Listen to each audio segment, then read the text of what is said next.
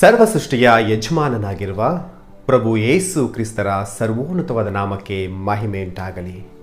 ಕ್ರಿಸ್ತನಲ್ಲಿ ನನ್ನ ಪ್ರೀತಿಯ ದೇವರ ಮಕ್ಕಳೇ, ನಿಮ್ಮೆಲ್ಲರಿಗೂ ಪ್ರಭು ಯೇಸು ಕ್ರಿಸ್ತರ ಶ್ರೇಷ್ಠವಾದ ಹೆಸರಿನಲ್ಲಿ ನನ್ನ ಹೃದಯಪೂರ್ವಕವಾದ ವಂದನೆಗಳನ್ನು ತಿಳಿಸುವನಾಗಿದ್ದೇನೆ. ಸರ್ವಶಕ್ತನಾಗಿರುವಂತಹ ದೇವರು ನಿಮ್ಮೆಲ್ಲರನ್ನು ಆಶೀರ್ವದಿಸಿ ಸಮಾಧಾನವನ್ನು ಅನುಗ್ರಹಿಸಲಿ. ಪ್ರಿಯರೇ, ಒಂದು ಪ್ರಾಮುಖ್ಯವಾದ ವಿಷಯದ ಕುರಿತಾಗಿ ನಾನು ನಿಮ್ಮೊಟ್ಟಿಗೆ ಹಂಚಿಕೊಳ್ಬೇಕೆಂಬುದಾಗಿ ನಾನು ಈ ಸಂದೇಶದ ಮೂಲಕ ನಿಮ್ಮ ಮುಂದೆ ಬರ್ತಾ ಇದ್ದೇನೆ.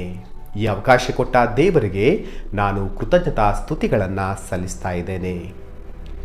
ಪ್ರಿಯರೇ, ಈ ದಿನ ಈ ಸಂದೇಶದ ಮೂಲಕವಾಗಿ ನಾನು ನಿಮ್ಮೊಟ್ಟಿಗೆ ಹಂಚಿಕೊಳ್ಬೇಕೆಂದಿರುವಂಥ ವಿಷಯ ಏನಪ್ಪ ಅಂದರೆ, ಸಮಾಜದಲ್ಲಿ ಒಬ್ಬ ವ್ಯಕ್ತಿಯ ಹುಟ್ಟುಹಬ್ಬವನ್ನು ಒಂದು ಕುಟುಂಬ ಆಚರಣೆ ಮಾಡ್ಕೊಳ್ಬೋದು, ಅಥವಾ ಒಂದು ಪಟ್ಟಣ, ಒಂದು ಊರು, ಒಂದು ರಾಜ್ಯ ಅಥವಾ ಒಂದು ದೇಶ ಆಚರಣೆ ಮಾಡಿಕೊಳ್ಳೋದನ್ನು ನಾವು ನೋಡ್ಬೋದು ಪ್ರಿಯರೇ.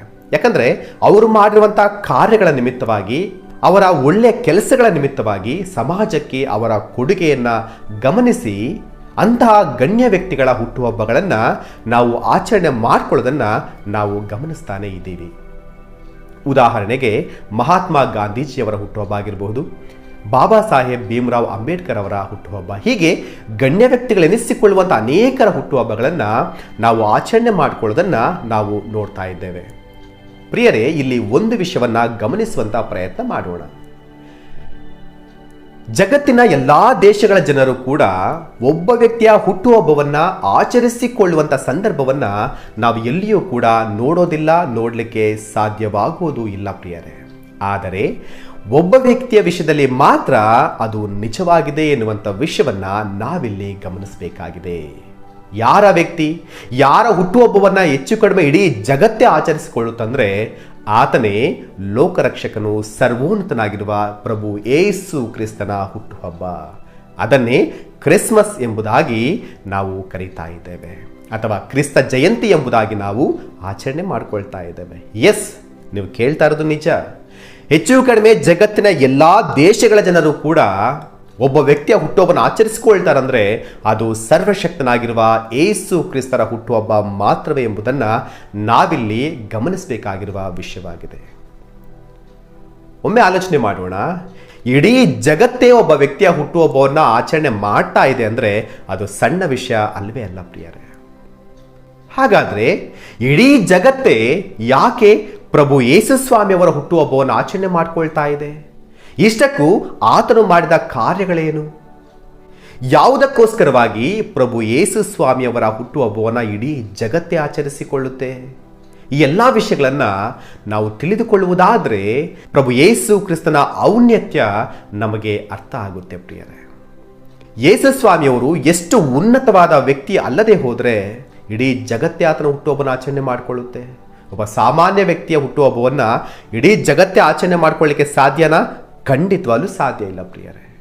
ಇಡೀ ಜಗತ್ತೇ ಒಬ್ಬ ವ್ಯಕ್ತಿಯ ಹುಟ್ಟುಹಬ್ಬವನ್ನು ಆಚರಣೆ ಮಾಡ್ಕೊಳ್ತಾ ಇದೆ ಅಂದರೆ ನಾವು ಗಮನಿಸಬೇಕು, ಯಾಕೆ ಆ ವ್ಯಕ್ತಿ ಅಷ್ಟು ಉನ್ನತನಾಗಿ ಸಮಾಜದಲ್ಲಿ ಕಾಣಿಸ್ಕೊಳ್ತಾ ಇದ್ದಾನೆ ಎಂಬುವಂಥ ವಿಷಯವನ್ನು. ರೈಟ್, ಯಾಕೆ ಇಡೀ ಜಗತ್ತೇ ಪ್ರಭು ಯೇಸು ಕ್ರಿಸ್ತರ ಹುಟ್ಟುಹಬ್ಬವನ್ನು ಆಚರಿಸಿಕೊಳ್ಳುತ್ತೆ ಅಂದರೆ ಆತನು ಮಾಡಿದ ಕಾರ್ಯ ಪ್ರಿಯರೇ.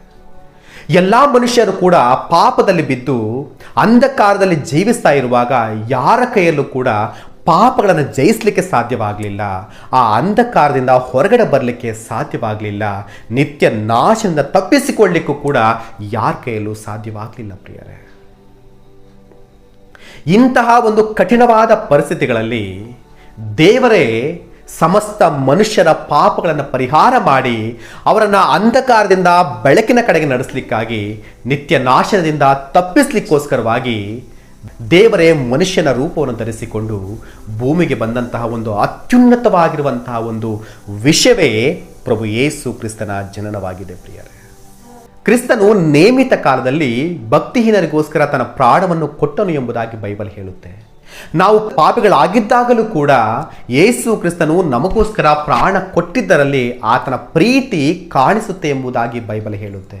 ಪ್ರೀತಿಯ ದೇವರ ಮಕ್ಕಳೇ, ಯೇಸು ಸ್ವಾಮಿಯವರು ಈ ಲೋಕದಲ್ಲಿ ನಮ್ಮನ್ನು ಎಷ್ಟು ಪ್ರೀತಿ ಮಾಡಿದ್ರು ಅಂದರೆ ತನ್ನ ಪ್ರಾಣವನ್ನೇ ಕೊಡುವಷ್ಟರ ಮಟ್ಟಿಗೆ ಪ್ರೀತಿ ಮಾಡಿದ್ರು.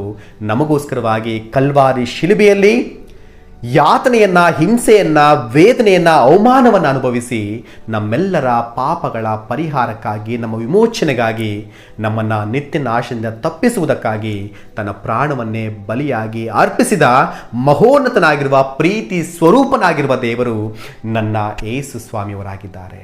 ಅದಕ್ಕೆ ಆತನ ಈ ಕಾರ್ಯಗಳಿಗಾಗಿ, ಆತನ ಈ ಪ್ರೀತಿಯನ್ನು ನೋಡೆ, ಆತನ ತ್ಯಾಗವನ್ನು ನೋಡೆ, ಆತನು ನಮಗೋಸ್ಕರ ಮಾಡಿದ ಆತನ ಉನ್ನತವಾದ ಕಾರ್ಯಗಳನ್ನು ನೋಡಿಯೇ ಇಡೀ ಜಗತ್ತೇ ಪ್ರಭು ಯೇಸು ಕ್ರಿಸ್ತನ ಜನನ ದಿನವನ್ನು ತಿಂಗಳು ಪೂರ್ತಿಯಾಗಿ ಸಂತೋಷದಿಂದ, ಸಡಗರದಿಂದ, ಸಂಭ್ರಮದಿಂದ ಆಚರಿಸಿಕೊಳ್ಳುವಂಥ ಪ್ರಯತ್ನವನ್ನು ಮಾಡುತ್ತೆ. ಪ್ರಿಯರೇ, ದೇವರ ನಾಮಕ್ಕೆ ಮಹಿಮೆ ಉಂಟಾಗಲಿ. ಪ್ರಭು ಯೇಸು ಕ್ರಿಸ್ತನು ಚರಿತ್ರೆಯಲ್ಲಿ ಕಾಣಿಸಿಕೊಳ್ಳುವ ಅತ್ಯುನ್ನತನಾಗಿರುವಂತಹ ದೇವರಾಗಿದ್ದಾನೆ. ಈ ವಿಡಿಯೋವನ್ನು ನೋಡಿದ ಮೇಲೆ ನಿಮಗೊಂದು ಪ್ರಶ್ನೆ ಬರ್ಬೋದು. ಇಲ್ಲಿ ಡಿಸೆಂಬರ್ ತಿಂಗಳಲ್ಲಿ ಕ್ರಿಸ್ತನ ಹುಟ್ಟುಹಬ್ಬವನ್ನು ಆಚರಣೆ ಮಾಡ್ಕೊಳ್ತಾ ಇದ್ದಾರೆ ಎಂಬುದಾಗಿ ಬ್ರದರ್ ನೀವು ಹೇಳ್ತಿದ್ದೀರಲ್ವಾ? ಡಿಸೆಂಬರ್ 25 ನಿಜವಾಗ್ಲೂ ಯೇಸು ಕ್ರಿಸ್ತನು ಹುಟ್ಟಿದ ದಿನಾನೇನಾ ಎಂಬುದಾಗಿ ನಿಮಗೊಂದು ಪ್ರಶ್ನೆ ಬರ್ಬೋದು. ಇಲ್ಲಿ ಈ ಒಂದು ಪ್ರಶ್ನೆಗೆ ನಾನು ನೆಕ್ಸ್ಟ್ ವಿಡಿಯೋದಲ್ಲಿ ಉತ್ತರವನ್ನು ಕೊಡೋ ಪ್ರಯತ್ನ ಮಾಡ್ತೇನೆ. ಯೇಸು ಸ್ವಾಮಿ ಹುಟ್ಟಿದ್ದು ನಿಜವಾಗ್ಲೂ ಡಿಸೆಂಬರ್ 25 ಈ ಡಿಸೆಂಬರ್ 25 ಹೇಗೆ ಬಂತು ಎನ್ನುವಂಥ ವಿಷಯಕ್ಕೆ ಸಂಬಂಧಪಟ್ಟ ವಾಕ್ಯಾನುಸಾರವಾಗಿರುವಂಥ ಒಂದು ವಿವರಣೆಯನ್ನು ನಾನು ನೆಕ್ಸ್ಟ್ ವಿಡಿಯೋದಲ್ಲಿ ಕೊಡುವಂಥ ಪ್ರಯತ್ನವನ್ನು ಮಾಡ್ತೇನೆ. ದೇವರು ನಿಮ್ಮೆಲ್ಲರನ್ನು ಕೂಡ ವಿಶೇಷವಾಗಿ ಆಶೀರ್ವದಿಸಿ, ಸತ್ಯದ ಜ್ಞಾನವನ್ನು ಅನುಗ್ರಹಿಸಿ, ಸಮಾಧಾನಕರವಾಗಿ ನಡೆಸಲಿ ಎಂಬುದಾಗಿ ಹೃದಯ ತುಂಬಿದವನಾಗಿ ನಾನು ಬಯಸುತ್ತಾ ಈ ಸಂದೇಶವನ್ನು ಮುಗಿಸ್ತಾ ಇದ್ದೇನೆ. ನಿಮ್ಮೆಲ್ಲರಿಗೂ ಪ್ರಭು ಯೇಸು ಕ್ರಿಸ್ತನ ಹೆಸರಿನಲ್ಲಿ ಶಾಲೋಮ್.